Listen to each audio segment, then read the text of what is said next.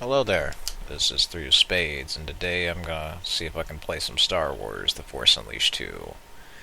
So, in here, got something pretty cool, and in particular, it is some DLC that otherwise most people have probably not seen, or otherwise I've not seen very many videos of.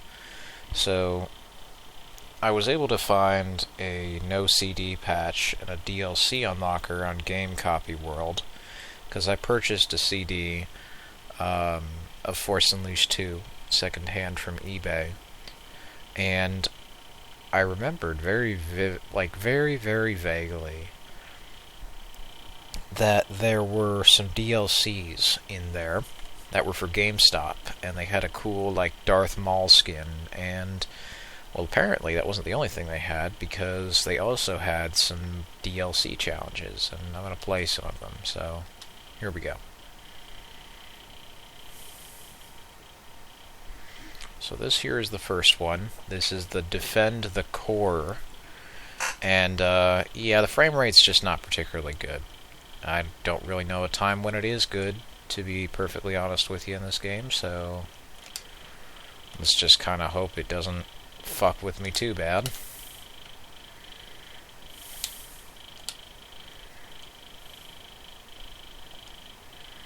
Oh, Lord. Yeah, them frames ain't doing half good. Let me, set that shit down a bit, just because the last time I screwed with this, it probably didn't do too terribly well, simply because there were like 500 missiles being shot at me. So I think what I'm going to do is just, for my safety, set all this shit down to the lowest. And there. And hopefully that works.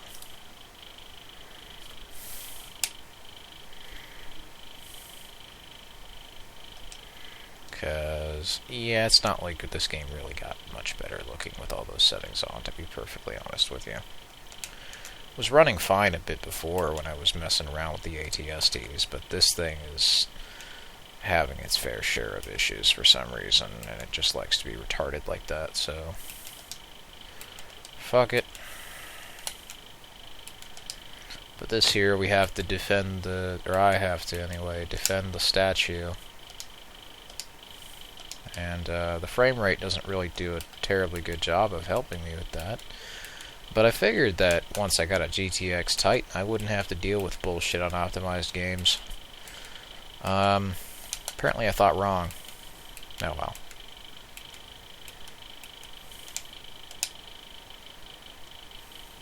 So, what you have to do here is kill them before they fuck up the precious statue of Monkey Island guy. For as long as you can, but let's be real here. That's not gonna fucking happen, because who likes Monkey Island anyway?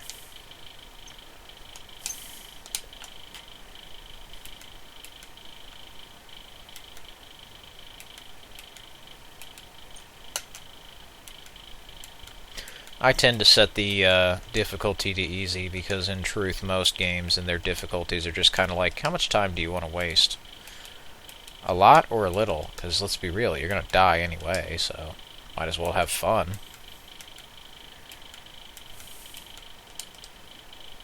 There we go. So about 1 minute and 30 seconds is how long I wanted to die in, apparently. Well, not really. It's just what I got. So, that's the first one.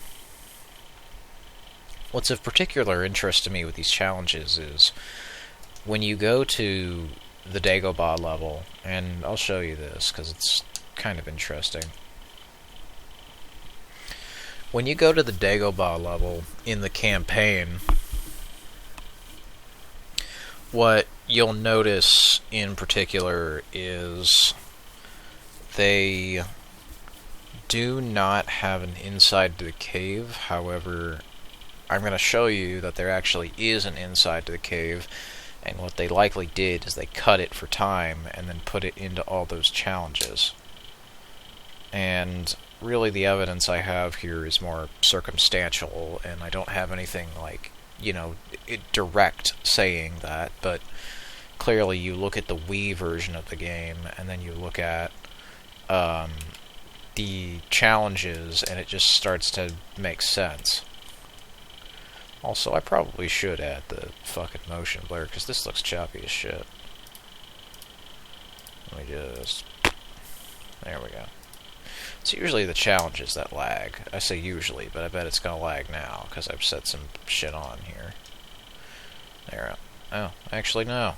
Well, at least not any more than it usually does.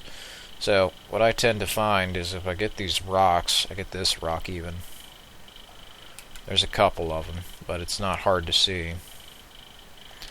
It's rather faint, but inside that cave, there's a 3D modeled interior, which, that's interesting, because if you're not supposed to go in the cave and they just cut to a 10-minute long cutscene, I wonder why they would bother modeling the interior. So let me grab this. I'm going to set that shit over there.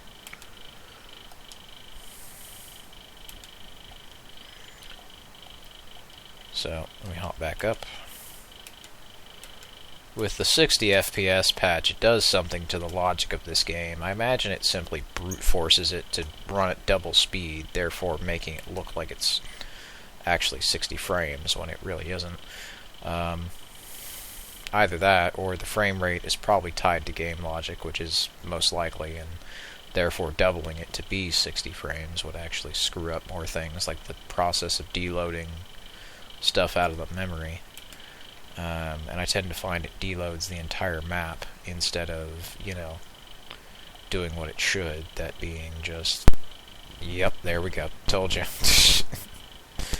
Okay, so let me exit out of that real quick, and hopefully it will not do that again.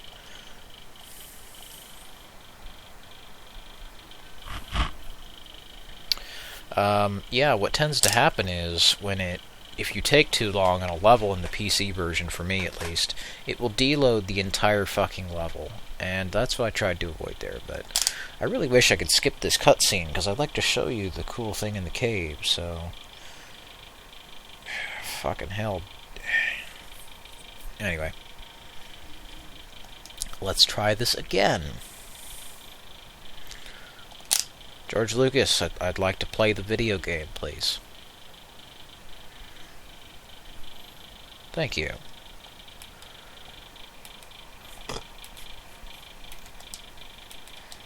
Alright, there's Yoda's house, but Yoda's house is not important. Let's go over here. And if you jump, it's like... You see, the inside of the cave is actually fucking modeled.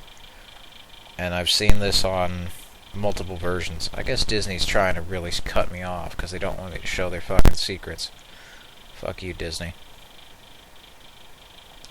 Let's continue, because I'm not gonna fucking shut up about this shit. Anyway. The inside of the cave is modeled, which comes off to me as peculiar, because if you weren't supposed to go into the inside of the cave, why would they actually model the inside of the cave? Because, as that texture there will show you, there's not just a void out there. Quite literally what they did is they textured and modeled the inside of the cave, but they had to scrap it or cut it or whatever. So what they did to cover up their bullshit was they just put a black texture over it, literally duct taped a fix to that shit and said, done, print. See that right there? That's duct tape. Yeah, and this is the part where Disney's trying to fuck me over out of my own damn game, so fuck you, Mickey. But we go here to challenges, and if I need to record another part to this and staple it on, then I will, but we go to challenges, and what's peculiar to me is that if you can't go into the cave in the campaign, why are there cave levels in the challenge mode, and why is there concept art for this cave? I had to take out the loading cutscenes and shit, but when you play this, you'll see it's quite clearly the Cave of Evil. There's even the ray of sunshine coming in through the clouds or whatever.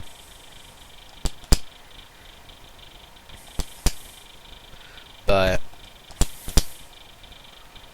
we're in the Cave of Evil, and you don't go in here in the campaign. So why are you here in the challenge mode if you can't go in here in the campaign?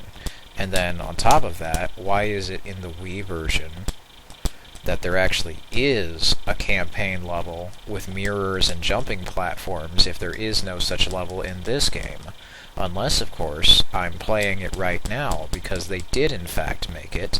They just didn't finish the story aspect of it, which is exactly what happened, at least from what I'm finding. So if I want to fight this proxy bot in, you know, this fucking training course, and why would they add these training courses if they don't have enough time to, you know, finish the game? Unless, of course, once again, it was cut content that they repurposed to seem like it's another cool mode or some shit, you know?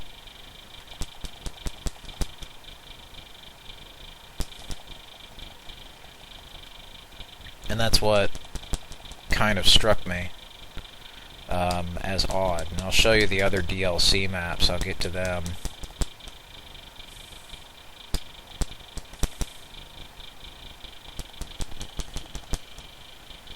On here, Proxy. Time to die.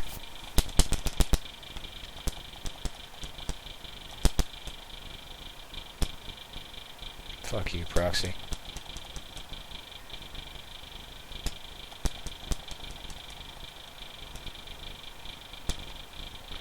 Alright, well that one doesn't matter. Fuck it. So, I'm gonna head back to the Deadly Path, and that's another thing that's kind of strange. Is the Deadly Path, and I'll show you another Dagobah one as well. This is the inside of the Cave of Evil. Why would you model all of these platforms, animate all of this shit, if you didn't finish it in the campaign? Like, wouldn't it make more sense to just do that for the campaign instead of tacking on a weird challenge mode? Like, why have challenges if none of them really do anything? Why does this not further the already unfinished story? You know, when you clearly add some bonus thing here and the other part of the game isn't finished, then it makes me question what you've done, why you've done it.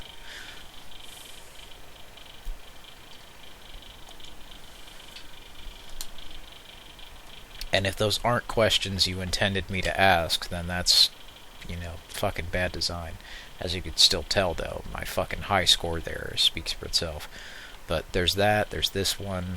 Most of these challenges take place inside of Dagobah. And here's the trial of Dagobah. There's an extended outside section. Why?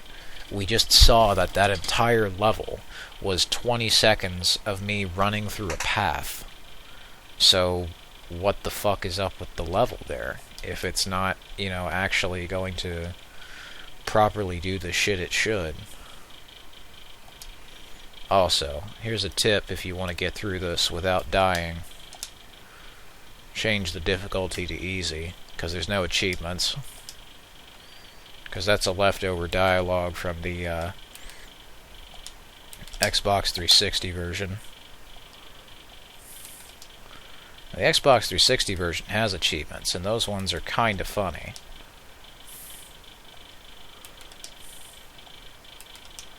But you see, there's this whole environment here where you traverse this, like, electrocuted swamp or some shit. And I have to wonder, why the fuck is this here? This is a DLC map. So they locked it out for day one DLC, and you can tell it's not finished, too, because you can see the black void through the map. This was supposed to be used to entice you to buy pre-orders and shit. And they can't even finish this with their wallpaper skybox there. And you can see above, like, it's like a half-finished Dagobah map. Not that it certainly lacks any charm, it's just like a half-finished Disney ride or some shit.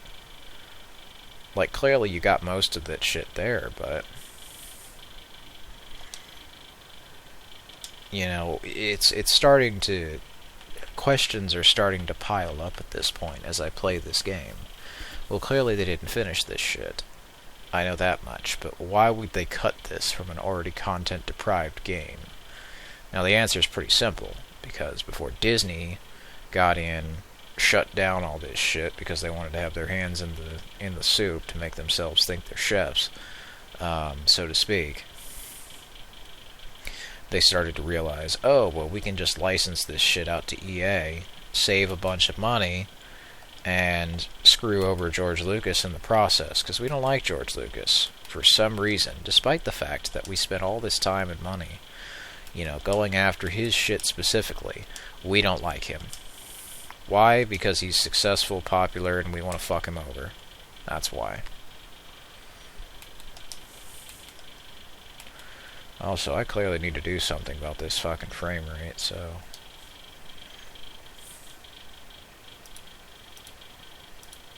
If I had to take a guess...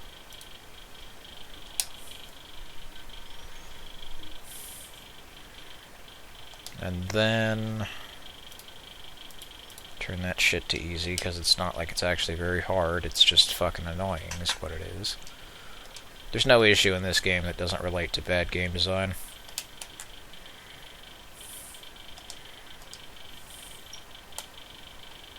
You'll figure that shit out the hard way.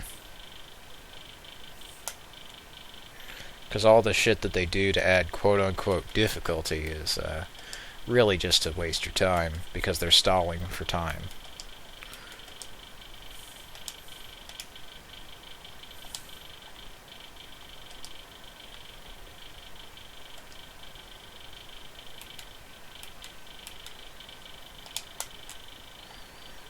So really, like, the difficulty slider in this game in particular, as we're here in the Cave of Evil, you'll start to notice is really more of like a question of how much time do you want to waste?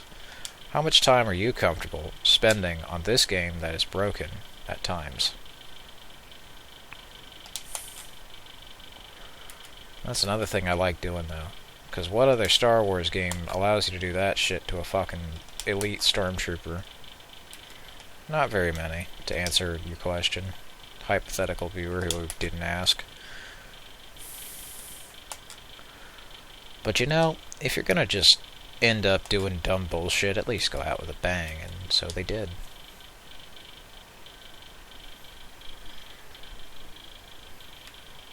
The last challenge of this stands out to me as rather peculiar. It's another challenge where you run, but what's interesting to me about it is the architecture. Arches and stairs. I don't know if this is reading into it a bit, but it's almost like someone packing their bags and getting told to get the hell out of the office. That looks a bit too natural looking for a cave. Like, I get it's a video game, but steps and arches there, that always stuck out to me as peculiar. But we'll explore this again. Just because this quite literally is uncertain terrain, uncharted territory.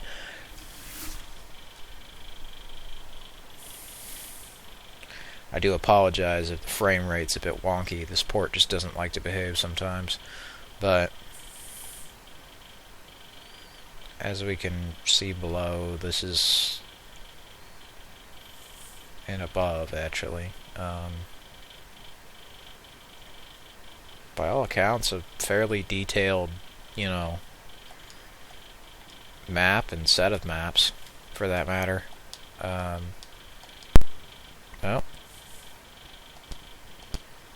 I guess it deloaded before I could go on with saying, you know, how cool it looks and shit, but whatever. And there is another trial, the Core Destruction trial. I'm going to play that one. Hopefully it works. So, this is one that I think is pretty cool. I'm surprised they didn't do this as a challenge map, but clearly they did. So, immediately, because they clearly tested this shit, you have to run.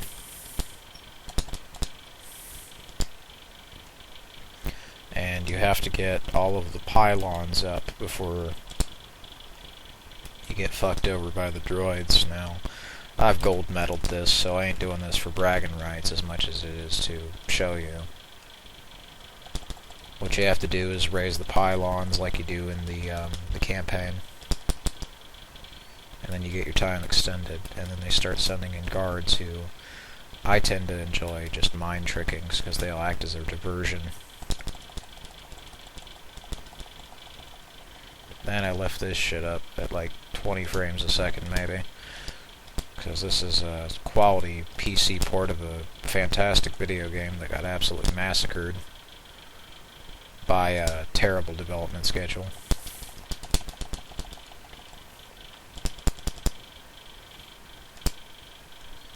Now then, excuse me. There we go. Excellent. And, yep, that's where the big bitch spawns in.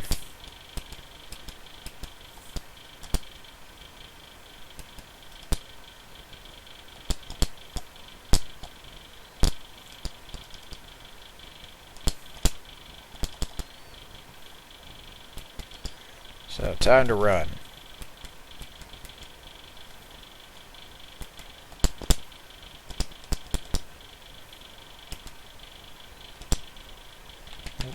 It's a fucking terror droid. Ah! Alright, I'm gonna see if I can raise this last one.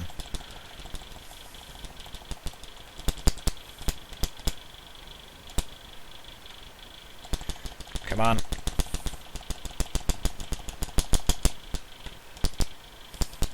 Yeah, I'm basically fucked.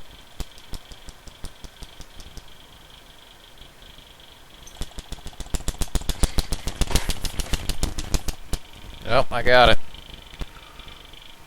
I imagine I didn't get a particularly good score, but like I was saying, I wasn't doing this for the score. Oh, I win. Or not, because I died in the mission failed successfully. Alright, well anyway. I guess we'll call that one a stalemate.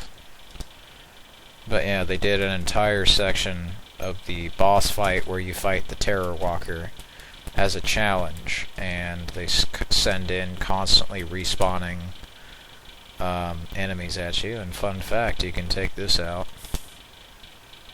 and it's slow as shit, but it's still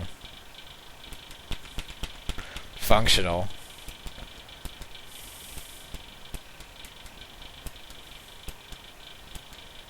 Now, one thing I am curious about is if I can actually fucking run out this original side where I was supposed to come in from. I got 10 seconds to figure this shit out, but let's see. No, fuck it. Let me restart the challenge. I'm gonna see if I can escape the salvation by using an explosive crate that the Bionicles keep coming in. So I'm gonna very, very slowly and, you know, non-urgently just lift this barrel of explosives right there. Thank you, killer droid. No, they've invisible barriered that shit off and almost kamikazed me with that shit. So yeah, as you can see, they actually did their fucking due diligence for once. Good job there, LucasArts. I imagine you had like 2 sticks and a rock to make this shit, but whatever.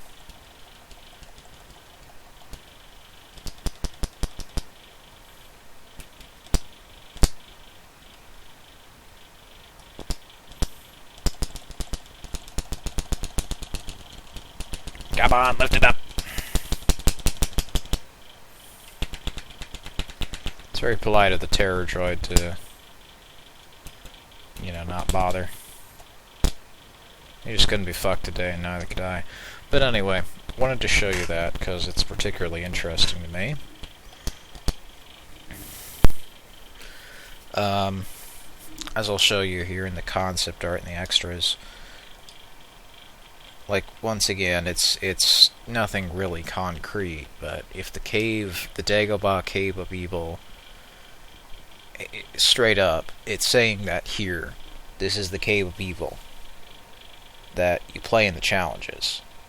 If you can't go into the cave in the campaign, it's like Chekhov's gun. Why do you have a smoking gun on the shelf if it never fires a shot? That's not the question you want me to ask, but it is the one I am going to ask anyway. Obviously the answer to it is money, but it is curious because little questions like these always bugged me and got me into making my own games and stuff, so figured that was interesting. I'd share it with you. This here is the art. I'm going to kind of move the mouse there so you can see it. But, yeah. Thanks for watching. This was a little investigation and kind of a showcase of some of the DLC. I guess I should, before I go, show you the skins and the lightsabers, because there are a few. And then I'll head out here.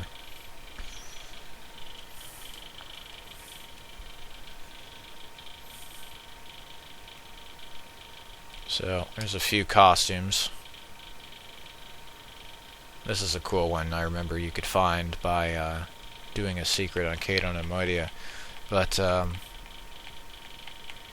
there's Deak Starkiller. I'm going to show him off. So here's Deak Starkiller. This is apparently an original Ralph McQuarrie prototype for Luke Skywalker. So as we can see, he's wearing a scuba diving outfit or something. He's pretty cool. Fuck out of here, Proxy. And as you can tell, oh, bye-bye, bitch. And yeah, as you can tell, he's wearing a scuba diver outfit, which is pretty cool. There also are a couple of lightsabers. You get amplification and impact. I use amplification. It's pretty nice. So I'm going to do the Maulkiller one, because this is the one everyone wants. Save the best for last for you, and do some combos before I go. So, here we are. The Maulkiller. This, I think, was because they simply wanted to do a Darth Maul game that they weren't ever able to do. And, you know, it makes sense. I mean, you think about it. He's the same voice actor, all that shit. It probably would, you know, be a lot more natural to do a different character or a different timeline. Like if you've already done the sequels, or not the sequels, the originals, it'd make sense to do the prequels. So there we are. Disney did the sequels in more ways than one, that's for sure. And less said about that, the better. Hail Hydra. Anyway, yeah, this here is the Maulkiller skin. He's pretty awesome. Let me show you his other lightsabers. So, there's these ones, obviously. That's amplification. And let me go over here to impact. They're pretty cool. They light up like LucasArts.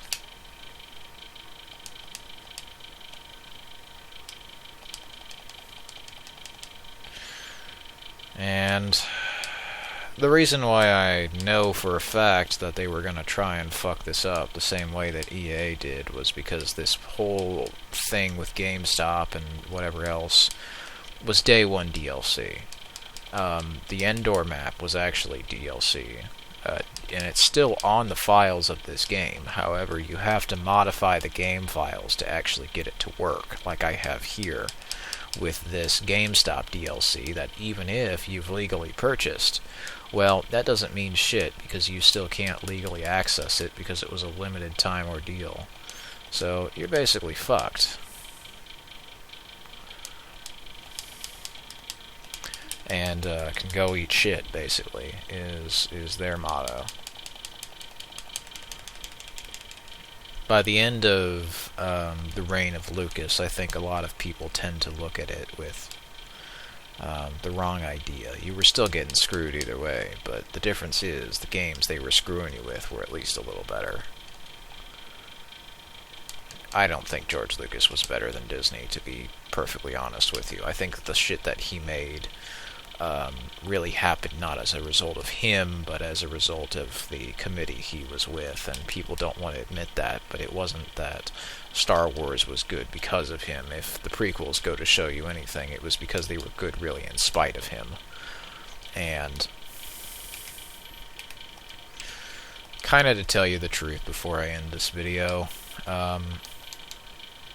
with Star Wars First Assault and other games like that, it's very interesting to me to look at them in hindsight and kind of to see what they could have become and to see where they inevitably went. Inevitably they went to hell with EA, and where they could have gone was at least competent. I would say at most competent, because they were still pretty good games, but they weren't really doing anything too terribly innovative. But I don't expect innovation from Star Wars when my favorite Star Wars games are literally just ripping off God of War, but adding a Star Wars skin, basically. And Battlefront is just Battlefield, but with less guns and customization, but it's Episode 3 now, guys. So, innovation was never really the strong suit of this company. What was the strong suit of them, I think, was pumping out a ton of games really quickly and constantly just doing that. And when they stopped, they died. And this was where they died. This man holding 2 lightsabers. I guess they aimed for the throat. I needed to aim for a shorter video. Take care.